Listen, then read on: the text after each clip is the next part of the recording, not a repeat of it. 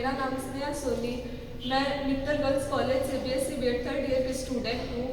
मैं आपको हमारे सब्जेक्ट का पेपर जूलॉजी पेपर सेकंड के टॉपिक के बारे में बात करेंगे। टॉपिक का नाम है एयर पॉल्यूशन यानी कि वायु प्रदूषण।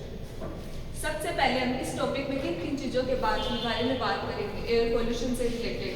डेफिनेशन, परिभाषा, परमानेंट गैसेस ऑफ एयर, वायु प्रदूषण, वायु में पाई जाने वाली permanent gases, factors of air pollution, वायु प्रदूषण के कारक, source of outdoor and indoor air pollution, वायु प्रदूषण के बाह्य तथा आंतरिक स्रोत, measure to prevent air pollution, वायु प्रदूषण को नियंत्रित करने के उपाय, इफेक्ट्स ऑन ह्यूमन हेल्थ, इसके मानव स्वास्थ्य पर क्या प्रभाव पड़ते हैं, इन सब के बारे में अध्ययन करेंगे। Definition, air pollution is a contamination of the indoor और outdoor environment by any chemical, physical और बायोलॉजिकल एजेंट। वायु प्रदूषण जो होता है वो रासायनिक, भौतिक और जैविक एजेंटों के द्वारा हमारे वायु को आंतरिक तथा बाह्य रूप से प्रदूषित करती है।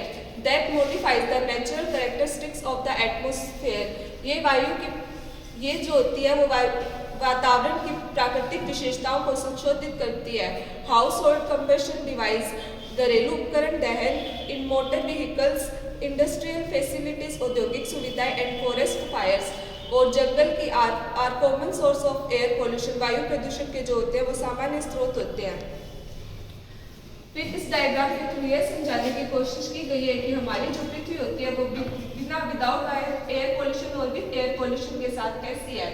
विदाउट एयर पॉल्यूशन जो होती है हमारी पृथ्वी में चारों तरफ हरियाली छाई रहती है और जो वातावरण होता है वो भी साफ रहता है, लेकिन एयर पॉल्यूशन होने के कारण हमारी पृथ्वी जो होती है वो बंजर होती जा रही है और वातावरण भी है जो प्रदूषित होता जा रहा है।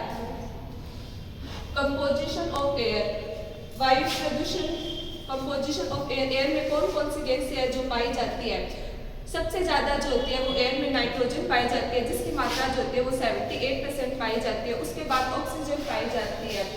फिर सबसे जो कम मात्रा में होती है वो हाइड्रोजन गैस पाई जाती है जिसका परसेंटेज होता है वो 0.0005% होता है। इसके अलावा भी अन्य गैसें भी है जो है वो हमारे वातावरण में पाई जाती है जिसमें ozone, carbon dioxide, neon, helium, क्रिप्टोजिनोन ये सब आती है। ये सब जो होती है वो 1% के अंदर हमारे वायु में पाई जाती है। फैक्टर्स ऑफ एयर पॉल्यूशन, वायु प्रदूषण के कारक, केमिकल फैक्टर्स, रासायनिक कारक, फिजिकल फैक्टर, भौतिक कारक, बायोलॉजिकल फैक्टर्स यानी कि जैविक कारक। अब हम सबसे पहले केमिकल फैक्टर्स यानी कि रासायनिक कारक के ऊपर बात करते हैं। केमिकल फैक्टर्स में सबसे पहले ऑक्साइड ऑफ नाइट्रोजन।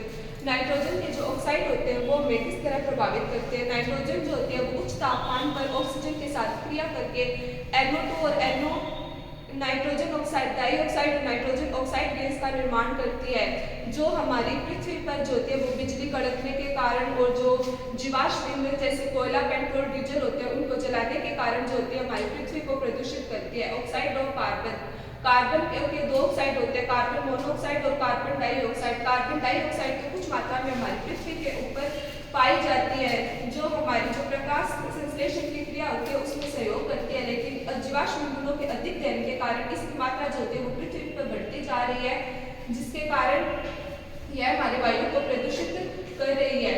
और कार्बन जो मोनोऑक्साइड होती है इसके यदि अधिक संपर्क में आए तो दम घुटने के कारण हमारी मृत्यु भी हो सकती है।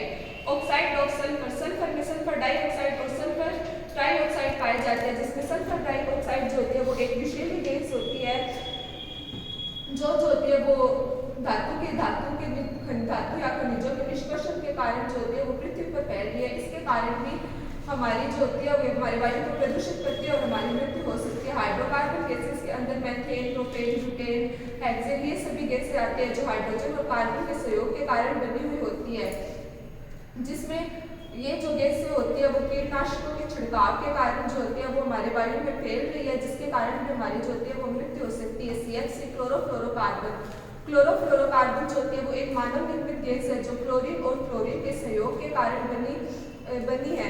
क्लोरीन ये जो होती है इस गैस की अधिक मात्रा में प्रदूषित होने के कारण ये हमारे समताप मंडल पर जाकर जो ओजोन परत है उसको नष्ट कर रही है जिसके कारण जो हमारे वायु है वो प्रदूषित हो रहा है। अगला फैक्टर है फिजिकल फैक्टर यानी कि भौतिक कारक। The main causes of air pollution is the burning of fossil fuels. जो वायु प्रदूषण का मुख्य कारण जो होता है वो जीवाश्म ईंधनों का जलना होता है। Harmful gases like sulphur dioxide, carbon monoxide etcetera. हानिकारक गैसेस सल्फर डाइऑक्साइड और कार्बन डाइऑक्साइड है are released into the atmosphere due to incomplete combustion of the fossil fuel which pollutes the air। इन गैसों के जो होते हैं वो एटम दहन के कारण ये हमारे वायु को प्रदूषित करती है। और ये जो गैसें होती हैं वो जीवाश्म ईंधन जैसे इंडस्ट्रियल एरिया और जो होते हैं कोयले और डीजल होते हैं, इन सबको जलाने के कारण जो होते हैं वो वायु में फैल रही है। फिर बायोलॉजिकल फैक्टर्स के अंदर जो होते हैं जैविक कारक होते हैं। Biological contaminants include bacteria, virus, animal dental and cat saliva, house dust mites, cockroach and pollen. जैविक संदूषकों के अंदर बैक्टीरिया, वायरस, एनिमल डेंटल जो बिल्ली की लार होती है, घर की धूल, मिट्स, कॉकरोच और जो होते हैं वो पराग, ये सब आते हैं। They are many source of gas pollutants. ये जो होते हैं वो बहुत ज़्यादा स्रोत है जिनके कारण जो होते हैं वो हमारी वायु प्रदूषित होते हैं। By controlling the relative humidity level in a home, the growth of some source of biological can be minimized। इनको जो होते हैं हम कंट्रोल करके एक घर में इनके जैविक कारकों के संदूषकों को हम कम कर सकते हैं। इस डायग्राम के थ्रू ये बताया जाता है कि ये जो माइकोटॉक्सिन्स, बैक्टीरिया, फंजाई, एंटीटोक्सिन, एलर्जेंस और वायरस है, ये जो होते हैं हमारे प्रदूषित करते हैं और हमें जिसके कारण बहुत सारे रोग हो जाते हैं जैसे allergy, rights, asthma, water eyes, आंखों से पानी आना, हेडेक यानी कि सिर दर्द होना, कफिंग और एलर्जी, डाइजेनिस यानी कि चक्कर होना, फीवर होना, बुखार आना, लेजियोनेलिसिस और टीबी, ये सारे जो होते हैं वो रोग हमें हो सकते हैं जो हमें जैविक रूप से हमें प्रभावित करते हैं। Source of outdoor and indoor air pollution. वायु प्रदूषण के बाह्य तथा आंतरिक स्रोत। इसके सबसे पहले हम आउटडोर एयर पोल्यूशन के बारे में बात करते हैं। आउटडोर एयर पोल्यूशन के अंदर पावर प्लांट्स यानी कि बिजली संयंत्र, कंस्ट्रक्शन एंड रोड डस्ट, जो बिल्डिंगों का निर्माण होता है उनके कारण जो डस्ट होती है वो इमिशन यानी कि उत्सर्जन, जो गाड़ियों से जो धुआं निकलता है उसके कारण, बायोमास बर्निंग, इंडस्ट्रीज औद्योगिकी के कारण, ओपन वेस्ट वार्निंग, खुले में कचरे को जलाने के कारण, ट्रांसपोर्टेशन और वाहनों के कारण, ब्रिक किल्नाइज ईंटों की जो फैक्ट्री होती है उसके कारण, चूल्हा। और जो इंडोर एयर पोल्यूशन के अंदर जो आते हैं वो चूल्हा हो जाता है, तंबाकू हो जाती है, डस्ट हो जाती है, मॉस्किटो रिपेलेंट जो मच्छरों को मारने के लिए जो स्प्रे यूज़ किया जाता है उसके कारण भी होता है, वॉल एंड फर्नीचर पेंट इनके कारण भी होता है, अगरबत्ती और would and paper burning outside, ये सब जो होते हैं वो इंडोर एयर पोल्यूशन है, हमारे एयर पोल्यूशन के स्रोत है, यानी हमारे घर के अंदर जो स्रोत होते हैं उनके कारण जो एयर पोल्यूशन होता है वो। फिर measure to prevent air pollution. Air pollution को नियंत्रित करने के लिए हम क्या क्या उपाय कर सकते हैं? यूजिंग पब्लिक ट्रांसपोर्ट, सार्वजनिक परिवहनों का हमें उपयोग करना चाहिए। Turn off the lights when not in use, lights को बंद कर देनी चाहिए जब वो उपयोग में ना हो। रिसाइकल एंड रीयूज, चीज़ों का रिसाइकल और उनका पुनः उपयोग करना चाहिए। Don't use to plastic, do not use to plastic bag, plastic bags का उपयोग हमें नहीं करना चाहिए। Reduction of forest fire and smoking, जंगल की आग और धूम्रपान में हमें कमी करनी चाहिए।